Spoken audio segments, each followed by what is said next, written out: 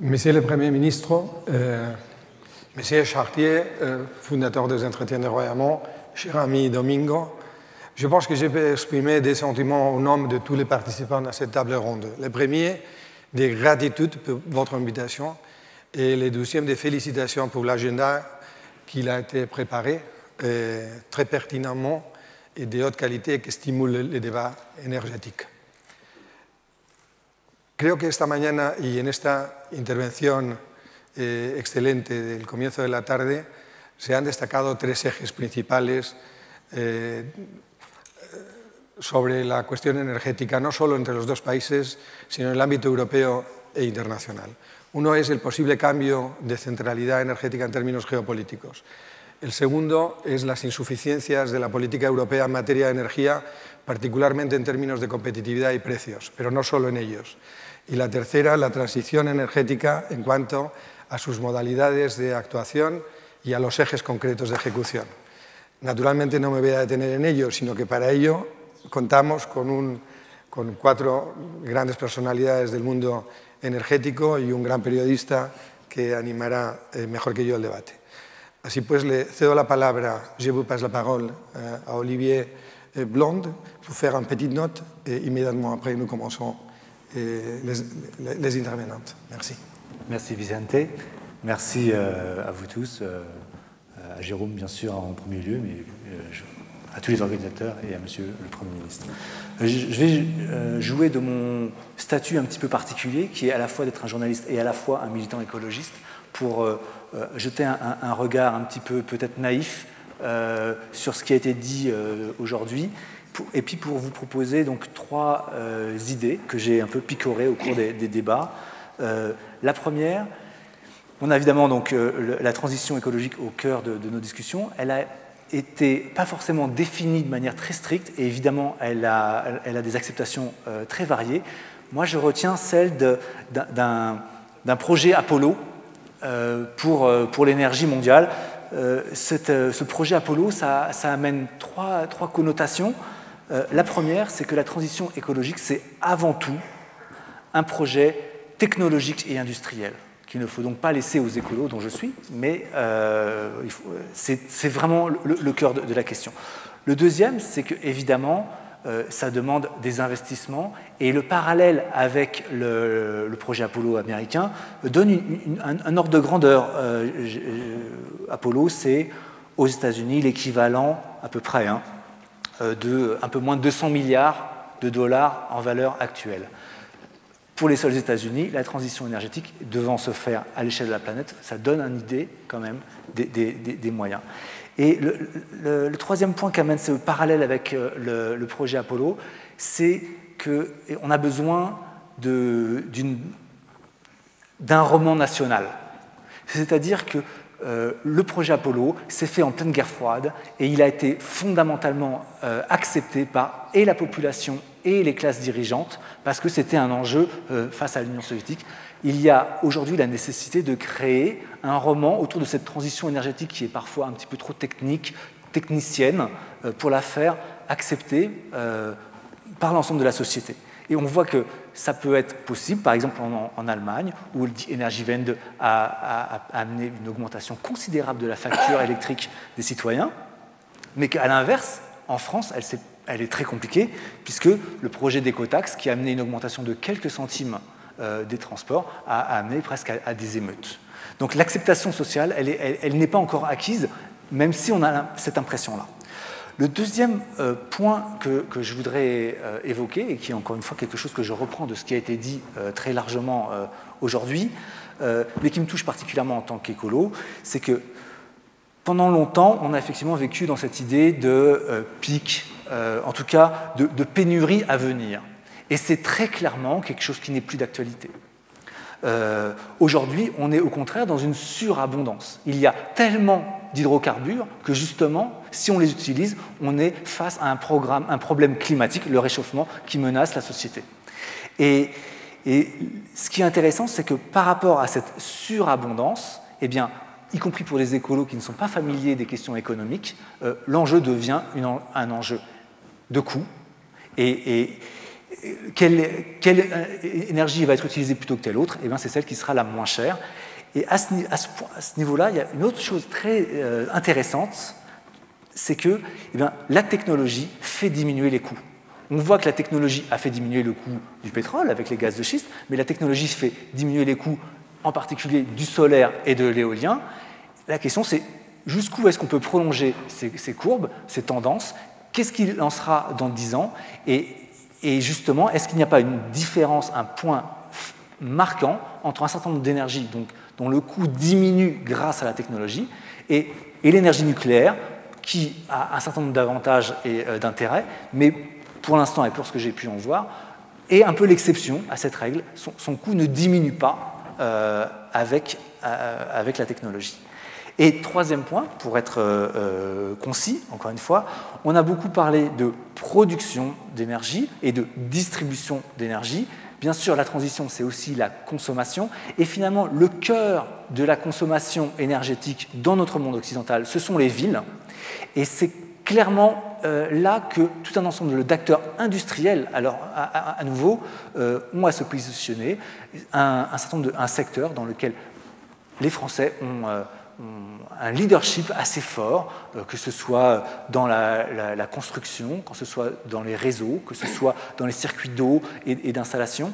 Et cette politique de la ville a pendant très longtemps été considérée comme quelque chose d'assez rébarbatif, une question de politique sociale pour régler le problème des banlieues.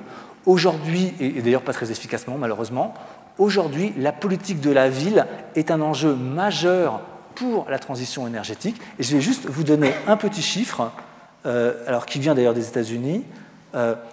Aux États-Unis, en 2012, les embouteillages, donc qui sont une conséquence de la planification urbaine de la ville, ont coûté 5 milliards d'heures aux Américains et 10 milliards de litres d'essence. Il y a clairement un enjeu à ce niveau-là et je pense qu'il faut repenser la politique de la ville au regard de la transition énergétique avec, pour finir, cette idée que non seulement ça concerne les pays d'Europe, mais aussi, et peut-être même presque encore plus, les pays du reste du monde. Il y a des marchés à conquérir dans la construction des nouvelles villes. En Chine, ils construisent 1 milliard de mètres carrés de logements par an, c'est complètement dément. Il y a des villes qui poussent dans un certain nombre de continents, et c'est des marchés conséquents. Et je pense qu'il faut penser notre vision de la transition énergétique, non seulement en unifiant, bien sûr, c'est quelque chose que tout le monde a dit, le marché européen, mais aussi en unifiant ce marché pour être plus fort au niveau international sur tous les marchés émergents qui se placent. Voilà. Merci Olivier, merci beaucoup. Nous allons commencer avec Madame, s'il vous plaît. Yo encarezco a todos los participantes un esfuerzo muy especial de síntesis. Como es un panel de gran calidad, estoy seguro que lo van a hacer exactamente así. Muchas gracias. Merci beaucoup. Je ne sais pas si vous m'entendez.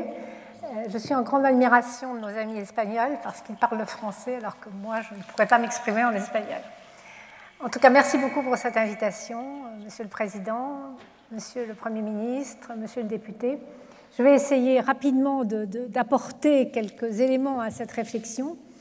Alors, sur la transition énergétique, je dirais que selon les pays, la transition énergétique a différentes définitions ou acceptations. Ce n'est pas la même en Allemagne, qui a arrêté ses réacteurs nucléaires, en Espagne, ou la nouvelle loi de transition énergétique qui va être votée finalement en France. Alors moi, je pense personnellement que toute politique énergétique, y compris la transition énergétique, doit s'appuyer sur 3 principes. D'abord, un développement durable, c'est-à-dire d'avoir finalement de la production-consommation d'énergie à bas carbone, peu d'émissions de gaz à effet de serre, dont le principal est le gaz carbonique. Deuxièmement, de mettre en position le pays ou la région en position d'être compétitif, que ce soit pour ses industries ou pour le niveau de vie de ses habitants. Et le troisième, et pas le plus négligeable, c'est la sécurité d'approvisionnement. Pour l'Europe, on importe encore beaucoup d'hydrocarbures. Et donc, comment peut-on améliorer ou au moins ne pas détériorer notre sécurité d'approvisionnement? Et je rejoins parfaitement le député Christian Bataille, sur les gaz de schiste. Aujourd'hui, nous dépendons en Europe de plus de 30% d'importations russes. On voit les difficultés aujourd'hui des relations avec les Russes. Ce ne sera peut-être pas éternel, mais c'est le cas aujourd'hui. Nous avons une ressource domestique, nationale en Europe, qui sont les gaz de schiste. En France, on dit qu'on a 100 ans de consommation en gaz de schiste dans nos sous-sols. Et en tout cas, en France, on refuse même d'aller voir, ce qui est quand même, dans le pays de Voltaire, je dirais, assez paradoxal. Donc, personnellement, je crois qu'il faut au moins une étape, c'est de pouvoir comprendre où sont ces réserves, comment on pourrait les exploiter. Et en ce qui concerne la fracturation hydraulique, qui est la technologie utilisée aux États-Unis, je ne sais pas si vous avez vu, il y a un rapport très très récent de l'administration américaine qui montre qu'il n'y a pas de problème sur la pollution d'eau potable liée à la fracturation hydraulique. Donc on se fait beaucoup de peur, alors que la réalité elle est quand même assez différente. La fracturation hydraulique est utilisée depuis 1945 par les pétroliers dans les puits conventionnels, et tout d'un coup, on n'en veut plus. Bon, donc, il faut essayer d'avoir une approche rationnelle du sujet. La transition énergétique, vous vous souvenez des 3 grands objectifs de l'Europe, les 3 x 20 en 2020, 20% d'énergie renouvelable, moins 20% d'émissions de gaz à effet de serre par rapport à 1990 et 20% d'économie d'énergie. Alors, la question qui peut se poser, c'est pourquoi on a mis 3 objectifs. Pourquoi on a mis 3 objectifs indépendants? Alors que l'objectif ici, c'est un développement durable, c'est-à-dire une diminution des gaz à effet de serre. Et les 3 objectifs ont créé, j'exagère un peu, je suis désolée, un marché que j'appelle chaotique au niveau des marchés de gros européens. Vous avez des épisodes de prix négatifs, de prix de gros négatifs sur l'électricité, c'est-à-dire que les producteurs payent, ils payent pour rester sur le réseau. Alors, je ne vais pas rentrer dans le détail, mais c'est en gros lié au fait qu'on ne sait pas stocker de manière économique l'électricité. Donc, avec des prix négatifs, comment voulez-vous que les utilities, les sociétés d'électricité et de gaz, fassent les investissements nécessaires? Et il faut 1000 milliards d'investissements, 1000 milliards d'euros d'investissements d'ici 2030 sur la production d'électricité et les réseaux. Je voudrais dire un mot des réseaux. Je pense que l'Allemagne, la chancelière Angela Merkel, quand elle a décidé de manière quand même extrêmement rapide et pour des raisons purement électorales, après l'accident de Fukushima, d'arrêter le nucléaire progressivement, d'arrêter le nucléaire en Allemagne, les Allemands savaient qu'ils avaient de la production potentielle en charbon. Charbon et lignite. Le lignite, c'est quand même beaucoup plus polluant que le charbon. Mais ce qu'ils ont totalement sous-estimé, ce sont les réseaux électriques. Parce qu'ils ont voulu développer la production renouvelable, donc c'est surtout de l'éolien offshore qui est dans le nord de l'Allemagne, alors qu'une grosse partie de la consommation, c'est l'industrie automobile dans le sud, autour de Munich, et le petit détail, c'est qu'il faut la transporter. Et aujourd'hui, les Allemands, sur le transport de l'électricité, ont beaucoup de mal, ils sont très très en retard par rapport au programme. Donc on ne peut pas dire aujourd'hui que l'Allemagne soit l'exemple qu'il faut suivre. En plus, épisodiquement, leurs émissions, forcément, ils consomment du charbon, leurs émissions de CO2 ont augmenté. Alors, ça, c'est un point. En France, je pense que la loi de transition énergétique qui va être votée est beaucoup plus modérée. Elle impose un plafond de production nucléaire avec l'idée d'un objectif à terme de passer à 50% au lieu des 75% dans la production d'électricité. L'énergie nucléaire n'émet pas de CO2, je crois qu'il faut quand même se le rappeler. Aujourd'hui, le nucléaire en France, le nucléaire existant, est rentable, même s'il faut faire ce qu'appelle EDF les opérations de grand carénage, c'est-à-dire de faire la maintenance, la grosse maintenance indispensable pour faire face aux leçons de Fukushima et à l'extension de durée de vie. Le problème en France, moi je suis plutôt une partisane du nucléaire, donc vous avez compris, le problème qu'il faut absolument qu'on règle en France, ce sont les nouveaux réacteurs. Donc les réacteurs existants, ils sont rentables.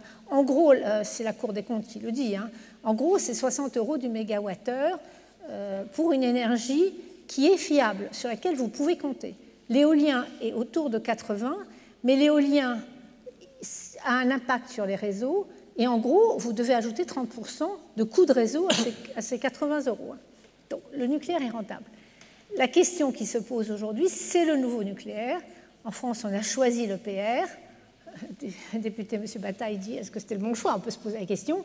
Et aujourd'hui, on a du mal, honnêtement, à arriver au bout des réacteurs en cours de construction. Donc il faut que ce sujet soit réglé.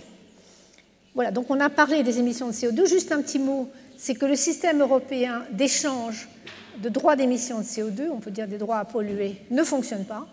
Les prix sont à 7 € de tonne de carbone, alors qu'il faudrait autour de 40 € pour être dissuasif en termes d'investissement dans des technologies bas carbone.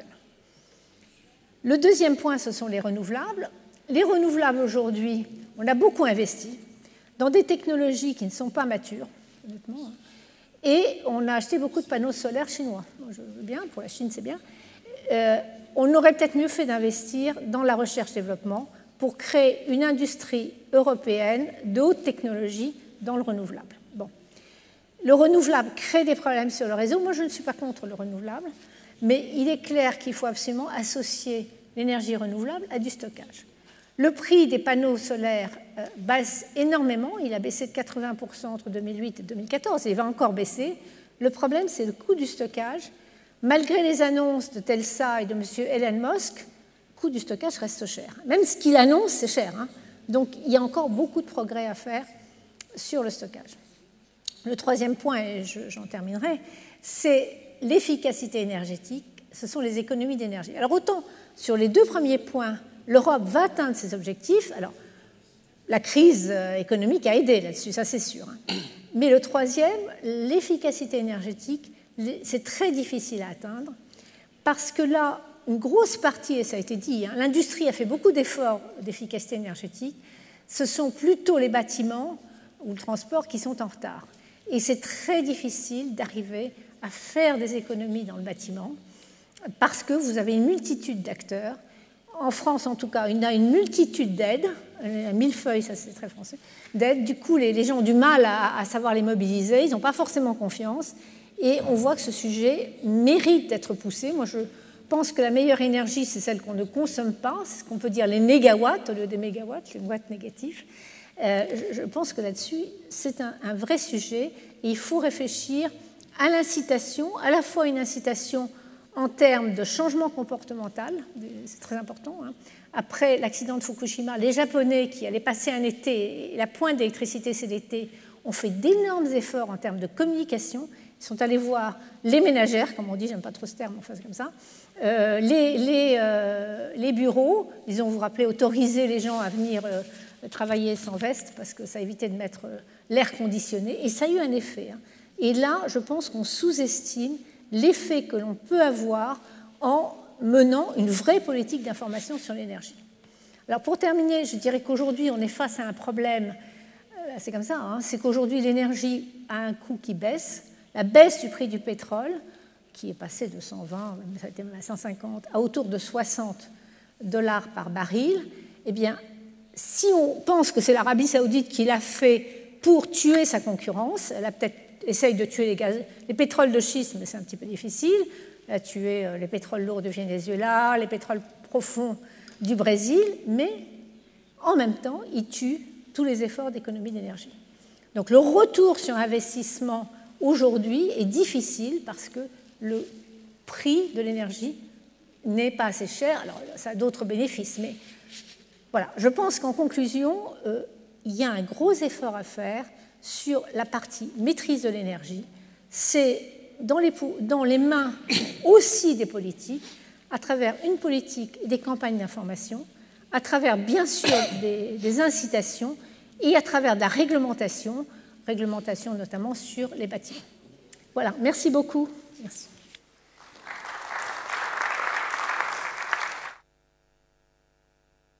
Merci beaucoup, Madame Lewiner, pour votre effort de synthèse formidable. Je vous remercie et je vous félicite. Luis Atienza va a hablar a continuación. Ya ha sido presentado y no necesita presentación. Merci beaucoup pour...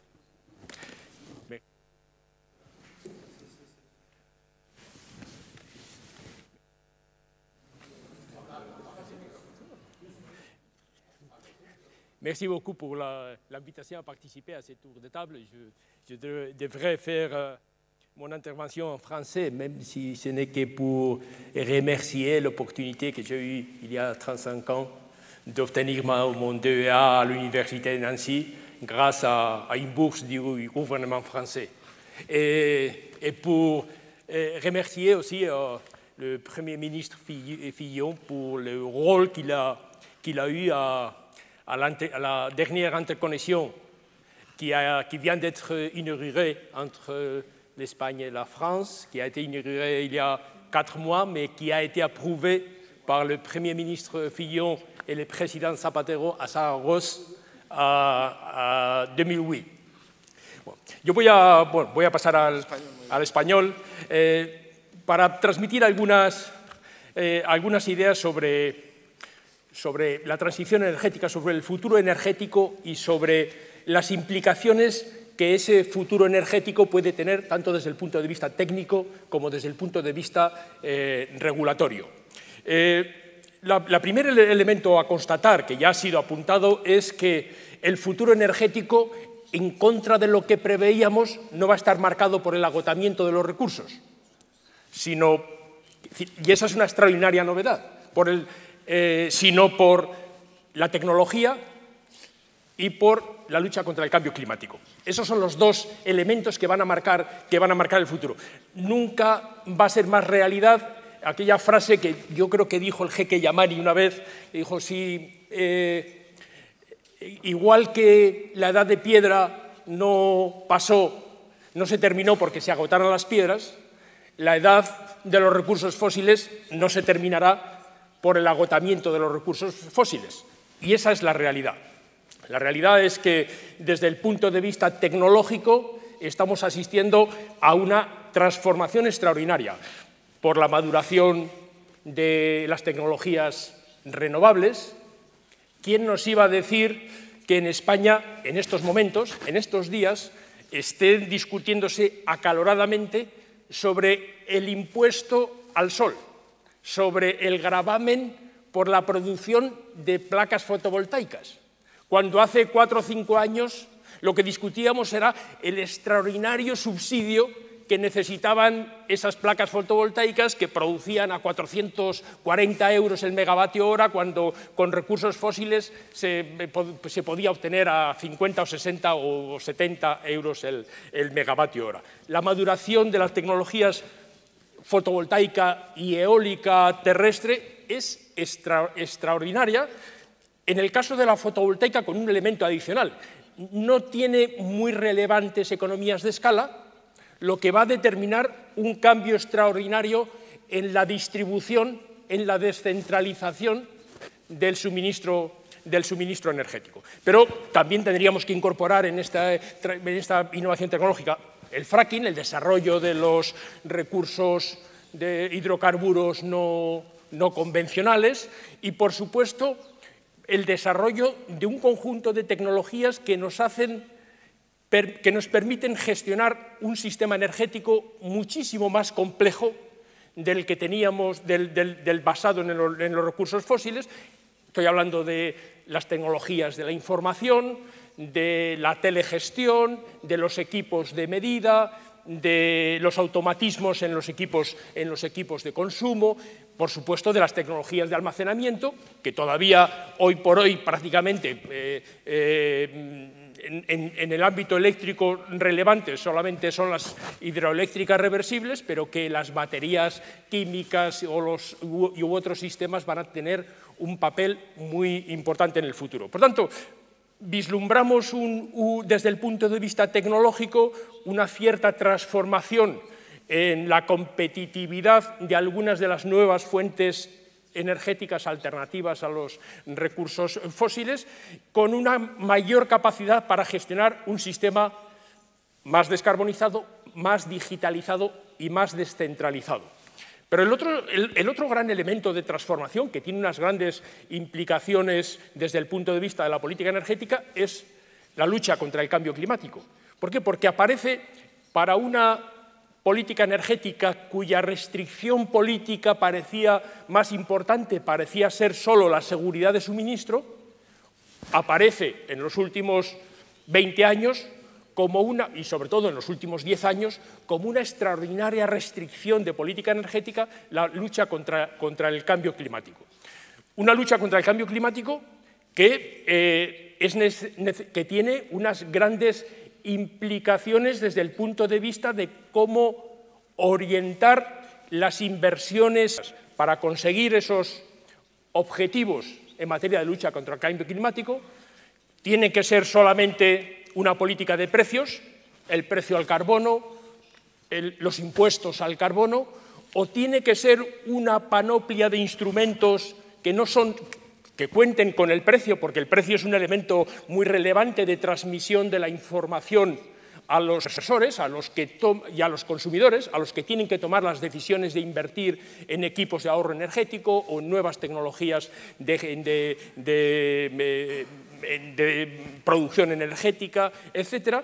Pero si es suficiente una señal de precio como para estimular las inversiones a muy largo plazo, que, como decía el diputado, requiere, con el que estamos hablando, de decidir invertir a 30, 40 o 50 años. Con una particularidad, además, que es que las tecnologías de lucha contra el cambio climático son extraordinariamente intensivas en capital y muy bajas en coste de funcionamiento. Es decir, realmente tienen unos grandes costes hundidos una vez que se invierte, necesitan una señal de muy largo plazo para asegurar la recuperación de las inversiones, cosa que una central de ciclo combinado necesitaba, porque la parte más relevante de su coste era el combustible. En las tecnologías, ya sean las tecnologías renovables o ya sea el nuclear, la inversión es sobre todo inversión en capital, a recuperar en 30 o 40 años, y hemos creado un modelo de mercado que no permite proporcionar una señal a muy largo plazo, lo que hace que no funcionen las inversiones en esas tecnologías, a no ser que haya alguna contraparte que respalde, que garantice el precio. Por eso a los países, y eso en el ámbito de las renovables se ha hecho por la vía de los subsidios, el feed-in tariff o cualquier otro mecanismo que garantice la recuperación de las inversiones, y eso ha hecho que los países a los que más le apriete el zapato porque tienen más estrecho margen de maniobra, porque necesitan hacer inversiones a muy corto plazo, léase el Reino Unido, haya tenido que optar por un modelo que asegure a los inversores esa señal económica de largo plazo que le garantice la recuperación de las inversiones. Porque además, como esa señal de largo plazo es política, porque depende de la decisión política que tomen los gobiernos sobre la intensidad de su lucha contra el cambio climático, la única forma de darle seguridad política es que la política haga de contraparte. Y eso es lo que ha llevado el Reino Unido al modelo de comprador único. ¿Por qué? Porque no hay ninguna posibilidad de que nadie invierta, por decirlo en gordo, en una central nuclear nueva, si es que la central nuclear fuera competitiva, que es un elemento a discutir, como una central nuclear nueva, no las existentes, como una inversión relevante adicional, nadie invertiría si no hay una contraparte que le asegure que ese precio que recibe no va a verse afectado por las decisiones políticas que se puedan adoptar, y no solamente por el riesgo de mercado, sino por políticas que puedan adoptarse en materia de lucha contra el cambio climático, por poner un ejemplo. Y eso tiene unas implicaciones extraordinarias. Por tanto, para no extenderme mucho más, el nuevo modelo energético tiene un gran reto desde el punto de vista tecnológico para gestionar un mix de generación más descentralizado en el ámbito eléctrico, sobre todo, porque además el sector eléctrico va a ser el eje central de la descarbonización del sistema energético, un gran reto para gestionar la intermitencia, para compatibilizar esa intermitencia con la energía que proporcione base, soporte y complementariedad a la variabilidad de esa intermitencia, un gran reto en el desarrollo en el almacenamiento, un gran reto tecnológico en la gestión, en el desarrollo de la inteligencia de las redes y de la interfaz de las redes con los consumidores y en los servicios de gestión de la demanda activa, pero adicionalmente requiere, en mi opinión, una revisión del modelo de liberalizado que hemos planteado a nivel europeo. Bueno, con eso creo haber aportado ya algunas ideas. Muy bien.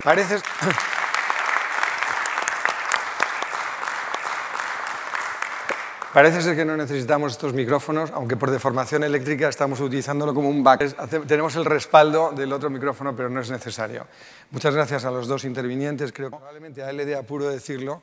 Lo digo yo porque tiene que una conferencia, la coincidencia que tiene que pronunciar una conferencia en el Centro Superior de Estudios de la Defensa sobre materia parecida, pero a las 6 de la tarde o 6 menos cuarto. Muchas gracias, Clara. Muchas gracias, Vicente. Aprovecho la circunstancia, como ha dicho Vicente, que es ineludible porque además son las Fuerzas Armadas, no puedo llegar tarde, o sea que para disculparme sobre todo con el señor primer ministro Fillon, pero ya el domingo ya le había advertido que desgraciadamente me han coincidido simultáneamente dos cosas y entonces voy a ver cómo las coordino de la manera más eficaz. En lo que respecta a mi contribución al panel, iba a decir me ha venido bien y mal la intervención de Luis. ¿Perdón?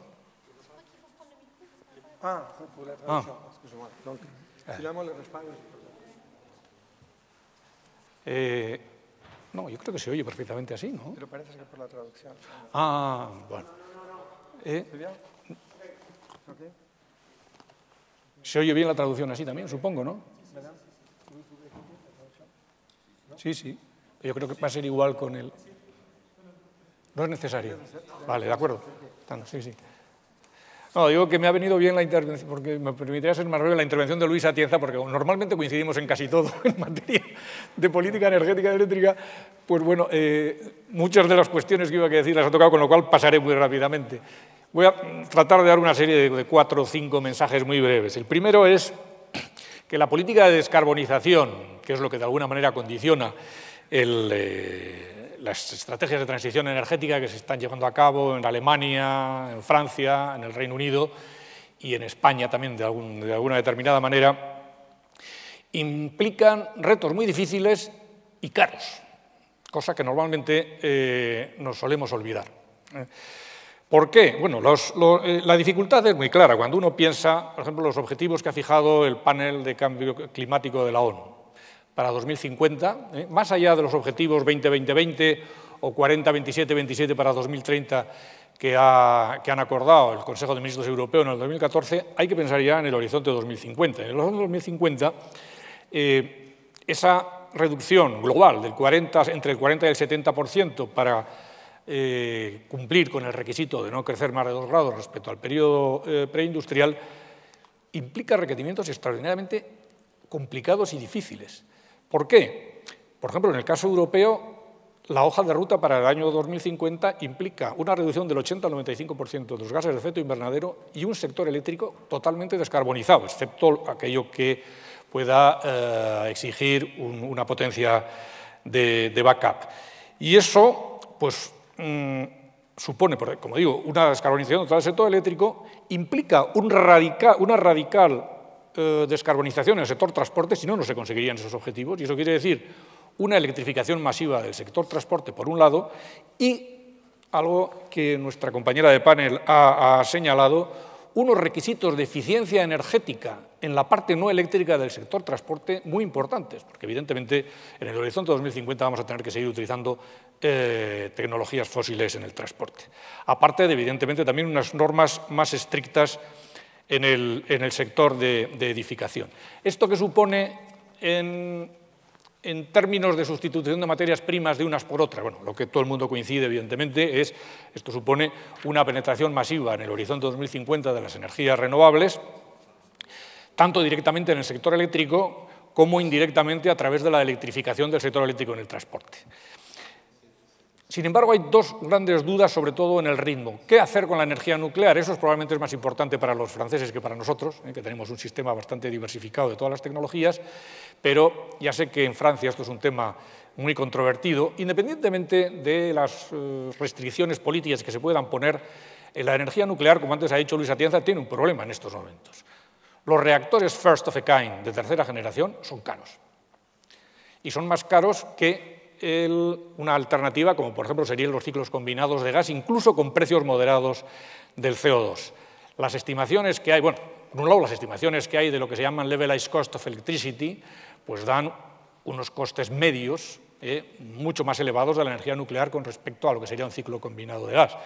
Y la prueba del 9 es que, como ha señalado también Luis Atienza, en el Reino Unido, para que se invierta en una central nuclear, han tenido que garantizar contratos de diferencia con unos strike price que son más del doble lo que son los precios de los mercados al por mayor en Europa. Se puede decir, hombre, sí, pero esto es porque son los first of a kind, son los primeros reactores. Siempre ocurre así, con una nueva tecnología. Ahora, para que la curva de aprendizaje nuclear tenga una pendiente suficiente, hay que construir varios. La prueba es lo que ha ocurrido con Areva, con el reactor digamos, el primer reactor en Finlandia.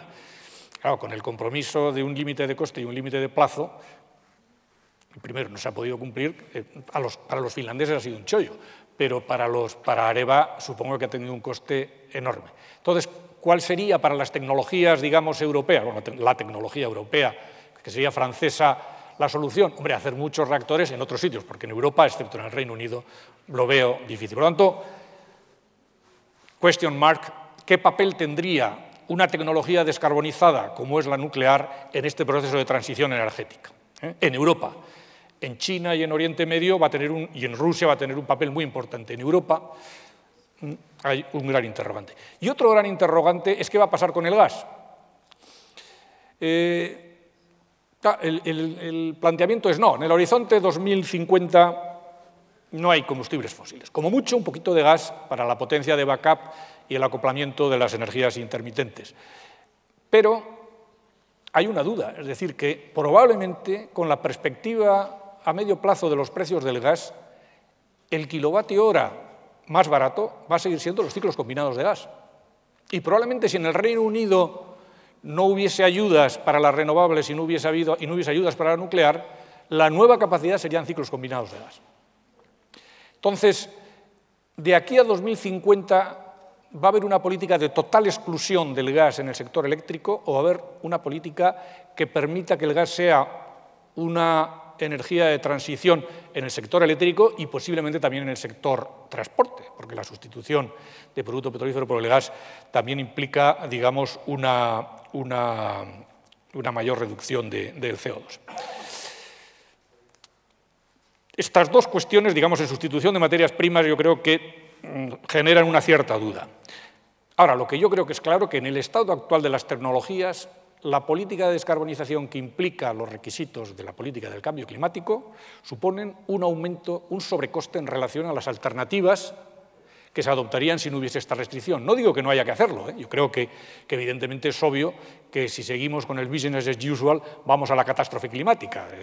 La Agencia Internacional de la Energía muchas veces ha dicho que acabaríamos a final de siglo con un aumento de 4 grados, 5 grados centígrados que para una mayoría de los expertos conduce a una catástrofe climática.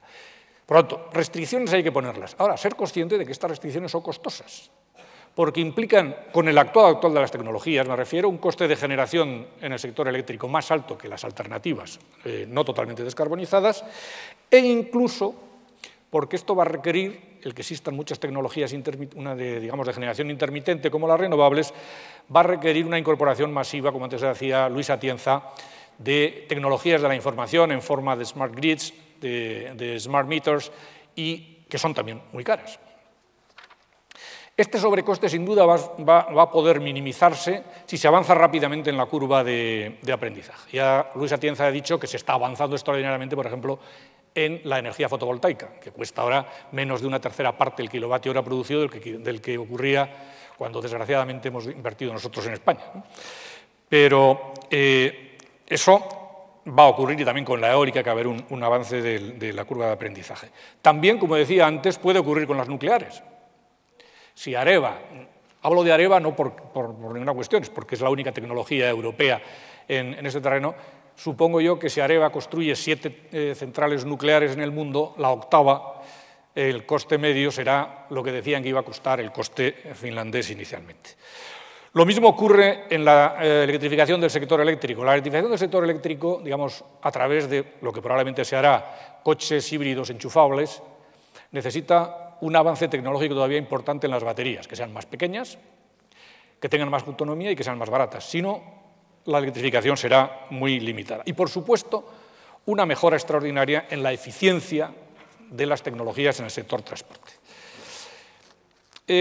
No me referiré ya, porque ya se ha referido Luis Atienza, a que esto implica un cambio regulatorio clarísimo en el sector eléctrico en Europa y que probablemente todos vamos a ir en Europa al modelo británico del comprador único. Él ha dado ya las razones, por lo tanto no voy a insistir en esto. Ya simplemente para acabar y no extenderme más, quisiera decir que por decirlo así, la transición energética, además de exigir un cambio en las materias primas utilizadas, además de exigir un radical cambio regulatorio y además de exigir extraordinarios avances tecnológicos, va a exigir otro reto muy importante, que es un reto corporativo. Las tradicionales utilities, sobre todo en el sector eléctrico, van a tener que cambiar, porque si no van a desaparecer. Algo ha sugerido Luis Atienza. Y en estos momentos, como decía, en España se plantea una discusión extraordinaria sobre esa cuestión, el aumento de la penetración de la generación distribuida y el autoconsumo conectado a la red. Si no está conectado a la red no pasa nada, cada uno puede poner paneles en su casa si quiere. El problema que se plantea, tanto desde el punto de vista tecnológico, pero eso sí que supone un cambio regulatorio extraordinario. El acomodar toda una serie de producciones locales, digamos urbanizaciones, municipios, que funcionen sobre la base del autoconsumo y de la conexión a la red, eso implica requisitos para el gestor de la red eléctrica, pero implica unos requisitos extraordinarios sobre cómo tienen que acoplarse las utilities a ese nuevo esquema. Y sobre todo, desde el punto de vista regulatorio, cómo hacer eso, porque eso sí que va a generar unos costes varados, unos stranded costs absolutamente monumentales en el sector eléctrico. Ahora bien, los nuevos retos de renovables, generación distribuida y smart grids y, en general, tecnologías de la información, pueden permitir corregir esa deriva a la que antes se refería Luis Atienza, que yo estoy totalmente de acuerdo, de que la única solución posible a largo plazo es el comprador único. Quizás dentro de 30 o 40 años podamos hacer un sistema más claramente de mercado por los efectos que pueden generar estos cambios tecnológicos, la introducción de tecnologías de la información en el sector. Muchas gracias.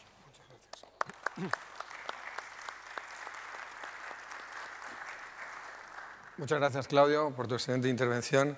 Desde luego, el sector energético está lleno de retos y también de paradojas. ¿Quién nos iba a decir que 20 años después volveríamos a hablar del acheteur unique?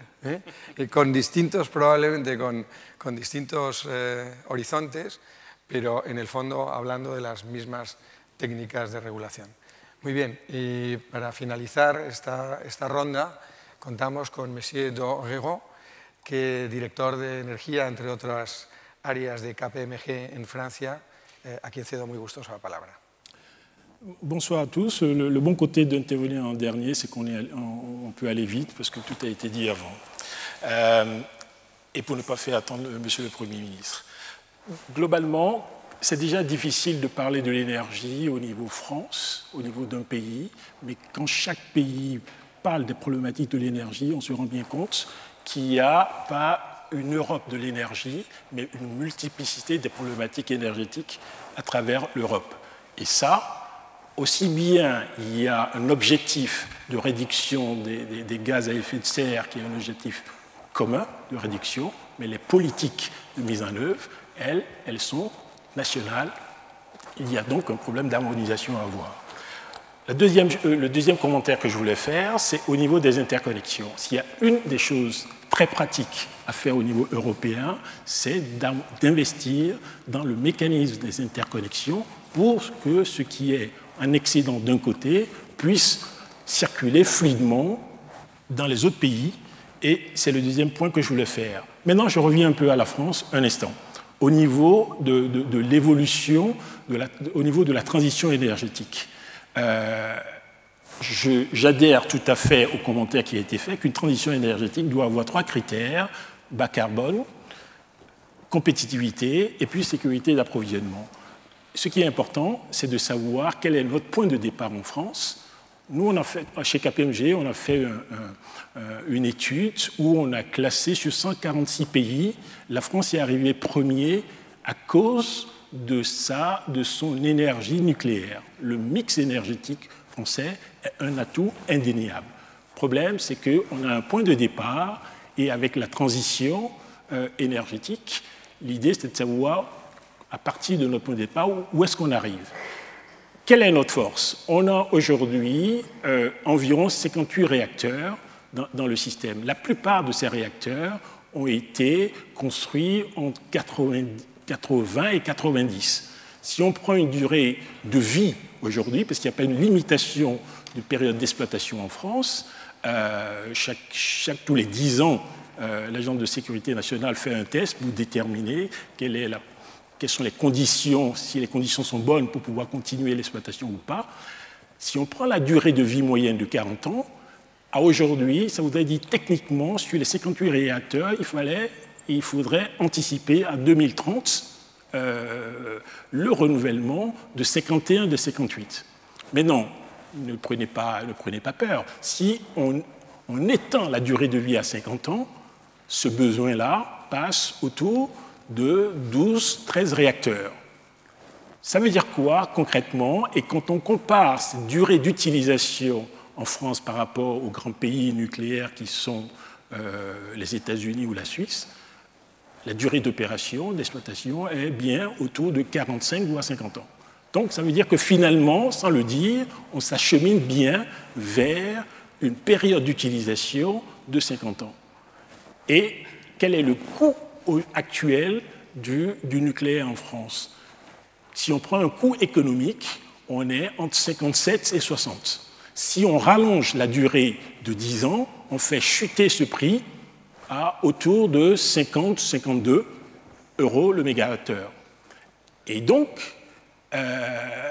le problème n'est pas aujourd'hui.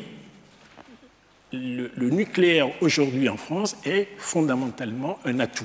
Maintenant, quand on se projette un peu en avant et qu'on prend le prix du nucléaire, troisième génération, les EPR, là, le coût des premiers tests sont plus élevés. Mais ce n'est pas ça qu'il faut prendre comme référence, il faut prendre des prix de série.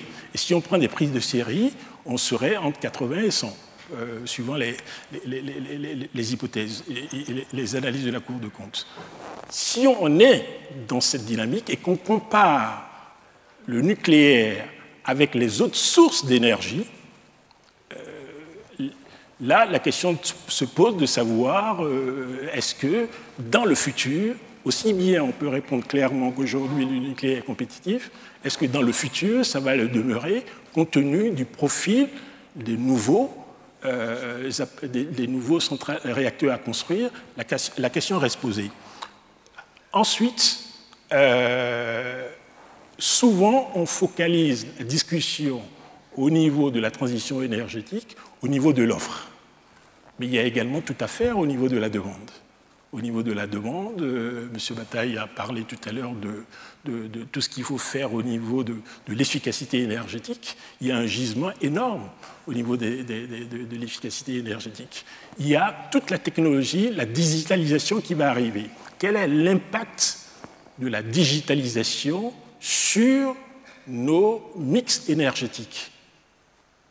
C'est un sujet qui interpelle, il n'y a pas de réponse figée à ça, mais c'est un sujet qui interpelle. Il y a déjà des opérateurs sur le marché qui, en fonction des boîtiers qui connectent, pas à l'entrée de la maison, mais sur des appareils qui sont consommateurs d'énergie, acceptent de réduire automatiquement, donner la procuration à un opérateur pour réduire automatiquement le niveau de consommation à travers un certain algorithme qui a été conçu, et ils n'ont plus la main Donc ça veut dire que virtuellement, c'est des producteurs virtuels d'énergie, parce qu'ils permettent de réduire la consommation de certains pour pouvoir le transférer sur le réseau. Ça, c'est l'effet de la digitalisation, et tous ces concepts de technologie vont forcément affecter notre façon de voir l'énergie à l'avenir. Je ne vais pas aller plus loin que ça, je voulais juste ajouter un point, c'est au niveau de l'investissement. Les besoins d'investissement dans l'énergie sont très importants. Le prix de référence, qui est le prix du gros de l'électricité sur le marché, les différents marchés de l'électricité en Europe sont très bas. Un investisseur lambda n'a aucun intérêt à investir, d'où tous les mécanismes de contrats spécifiques. C'est ce qu'on a fait, les tarifs ou les renouvelables, c'est ce que les Anglais ont fait en Angleterre pour le nucléaire. Donc ça veut dire qu'il y a un problème de prix de l'énergie sur le marché aussi, en fait. Voilà, je vais me limiter à ça. Voilà les quelques points que je voulais apporter à la discussion.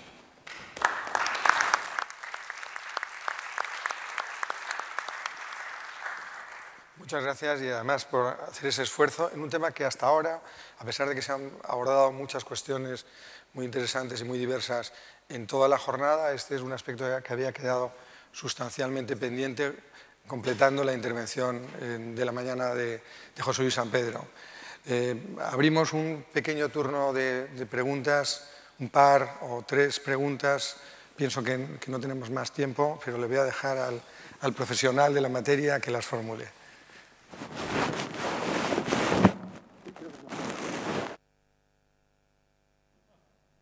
Merci, Vicente.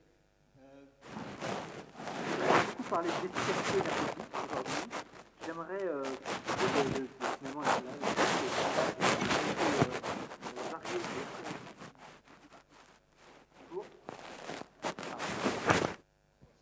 Vous m'entendez? Ah, là ça marche.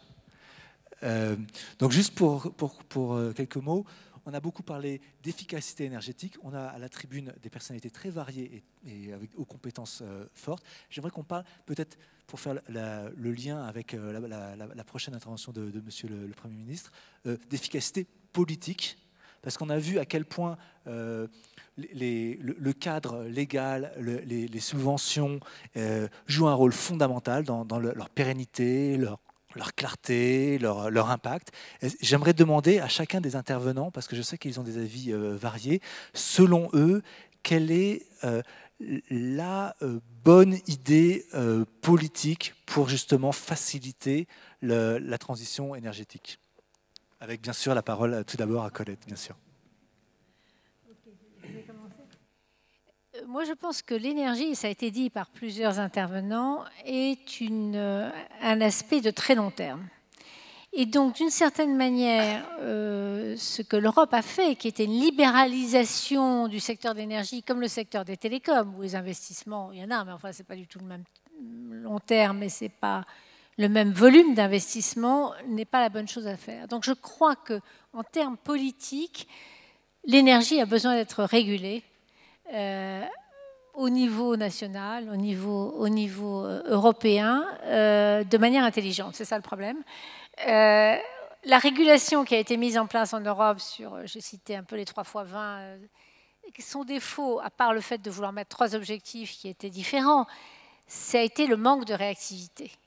L'Europe n'a pas vu au moment en 2008, au moment où le 3e paquet a été voté, qu'il allait y avoir une crise économique. On ne peut pas leur reprocher, personne ne l'a vu.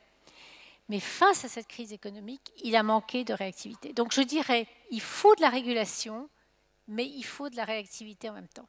Et on sait qu'au niveau d'une Europe des 28, c'est extrêmement, extrêmement difficile. Voilà, donc régulation, mais réactivité. Por decirlo muy sencillo, la política energética es muy difícil. Es muy difícil fundamentalmente por dos razones. Una, porque la generación que va a tomar las decisiones y que va a soportar una parte de los costes no coincide con la que va a obtener los beneficios en una parte relevante. Es decir, el horizonte de la energía es un horizonte de muy largo plazo y, por tanto, políticamente es complejo tomar decisiones ahora cuyos costes están cercanos y cuyos beneficios están lejanos. El segundo elemento, desde el punto de vista político en la lucha contra el cambio climático, es que los desbordamientos son espectaculares. Por tanto, el riesgo del free rider es, en la lucha contra el cambio climático, mucho mayor que en ningún otro. Es decir, la decisión unilateral, ya sea a nivel de un Estado miembro o a nivel del conjunto de la Unión Europea, que representa el 10% de las emisiones mundiales, tiene la decisión de asumir un cierto coste en la lucha contra el cambio climático, provoca unos beneficios que son conjuntos y que son marginales desde el punto de vista interno, a no ser que todos los demás tomen decisiones similares. Por tanto, eso conduce en general siempre, si no hay una gobernanza mundial que establezca una obligación y un sistema de penalización en el comercio internacional, por decirlo directamente, es muy difícil políticamente tomar una decisión cuando el ámbito de la democracia de quienes tienen que tomar la decisión no coincide con el ámbito y que soporta los costes no coincide con el ámbito de los beneficios. Este es un elemento, en mi opinión, muy difícil de resolver, pero en cualquier caso, bueno, es mucho más fácil. De hecho, ha tenido mucho éxito en general la lucha contra las emisiones de contaminación del aire. ¿Por qué? Porque los ciudadanos que votan en reducir las emisiones de las calefacciones en una ciudad se benefician de la calidad del aire. Pero la reducción de las emisiones es un problema global. Bueno, última recomendación. Como es algo de muy largo plazo, que desborda mucho el calendario de nuestras democracias, y la prueba ha sido ese reconocimiento que yo he hecho al primer ministro Fillon por una decisión que no ha inaugurado, que ha inaugurado el primer ministro Valls hace 3 meses, por tomar una decisión con una visión de largo plazo, porque es bueno para el sistema eléctrico europeo y para la descarbonización, pero que sobrepasa con mucho el ciclo político. Y eso requiere convertir la energía en un tema de Estado, en un tema muy por encima del debate político partidista de horizonte de una legislatura. Sí, muy brevemente. Bueno, por un lado es claro que el sector energético, sobre todo el sector eléctrico y gasístico, por decirlo así, están llenos de fallos de mercado y, por lo tanto, exigen que sus mercados estén regulados. ¿Cómo se regulan? Bueno, esto es un problema. La discusión académica es extraordinaria, la discusión práctica no hay más que ver en Europa, que tenemos 28 regulaciones diferentes. Eso sí que sería un requisito para los políticos. No podemos tener en Europa una política de la competencia y 28 reguladores nacionales en el sector eléctrico y en el sector gasístico. Esto no solo es que es absurdo, sino que crea unas disfunciones absolutamente descomunales. Segunda cuestión, que también es importante desde el punto de vista político. Los famosos objetivos comunitarios que forman un trilema: competitividad, seguridad, sostenibilidad, y en concreto la política de descarbonización, entre ellos existe un trade-off. Es decir, no se puede conseguir el máximo de todos simultáneamente. O, para los más familiarizados con el cálculo de optimización, se trata de obtener una minimización del coste del suministro energético con 2 restricciones, la de seguridad y la sostenibilidad. Cuanto más estrictas sean las restricciones que pongamos a la seguridad energética y a la sostenibilidad y a la política de descarbonización, más caro es el suministro energético. Es decir, eso que se suele oír. Realmente, hoy, yo también he sido político y, por lo tanto, pues, asumo mi parte de responsabilidad. Pero existe una cierta dificultad a decirle a la opinión pública: energía segura, limpia y barata no existe. Es difícil, yo al menos no lo he oído. Y todavía en un contexto de hace muchos años en que las restricciones de seguridad y sostenibilidad no eran tan claras, bueno, se podía pensar que cabe una política de minimización del coste de la energía sin restricciones.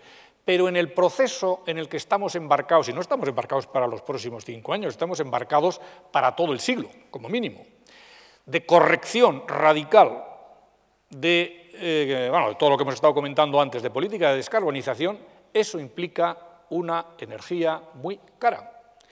Y, en mi opinión, los políticos deberían decírselo a la opinión pública. No que no hay que poner en práctica esas restricciones, que sí hay que hacerlo, explicar por qué lo que es un bien público, como es la seguridad energética, o lo que supone la corrección de una externalidad negativa, como es la política del cambio climático, hay que hacerlo. Pero explicar claramente lo que cuestan las distintas alternativas y que cualquiera de esas alternativas implica un coste significativo. Muchas gracias. Perdón. Moi, je pense que le besoin d'investissement qu'il va y avoir dans le secteur de l'énergie est tellement colossal que l'État aura besoin d'associer les partenaires privés. Et pour ça, pour que les partenaires privés viennent, il y aura de la stabilité du cadre réglementaire. Merci. Merci a tous. Dos apostillas para finalizar. Una desde la sociedad civil energética. Una constatación de nuestra vida profesional. Yo creo que la aceleración tecnológica en el ámbito energético va más deprisa que los diseños regulatorios. También lo digo como antiguo regulador. Creo que el regulador va un poco fatigado detrás del mercado y los cambios tecnológicos y de otra naturaleza. No hablo de los políticos, en este caso me limito al ámbito estrictamente regulatorio, pensando particularmente en quienes lo ejercen o lo pretenden hacer con carácter independiente los Estados europeos. Y un punto sobre la gobernanza, que en buena medida ha expresado la brillante intervención de esta mañana del señor embajador, de naturaleza europea.